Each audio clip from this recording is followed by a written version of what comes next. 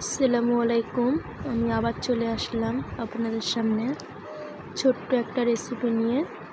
দেখুন, আমি ছোলার ডাল নিয়েছি 250 গ্রামের মতো।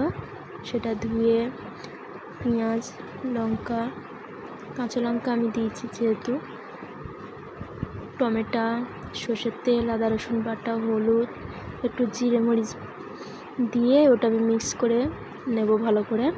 তেজপাতা দিয়েছি একটা, আর পরিমাণ মতো জল দিয়ে দিলাম যেটুকু আমার লাগবে।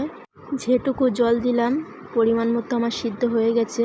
আর আমি ডাল ঘুটনির সাহায্যে আমি সবটা একটু ঘেটে নেব, পুরোটা ঘেঁটবো না, একটু আস্তে আস্তে রেখে দেবো।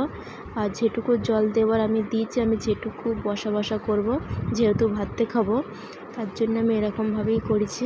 ডাল রান্নার রেসিপিটা কেমন লাগলো আপনাদের অবশ্যই কমেন্টে বলবে। আমার চ্যানেলটিকে ফলো করবে নতুন নতুন ভিডিও দেখার জন্য। অবশ্যই ফেসবুক ইনসাইট দেখলে ফলো করবে, আর ইউটিউবে দেখলে সাবস্ক্রাইব করবে, আর লাইক কমেন্ট শেয়ার করতে ভুলবে না। আমার পাশে থাকবে নতুন নতুন ভিডিও দেখার জন্য। আর দেখো আমার ডালটা কত লোভনীয় হয়েছে, এরকমভাবেই আর ডাল করেছি।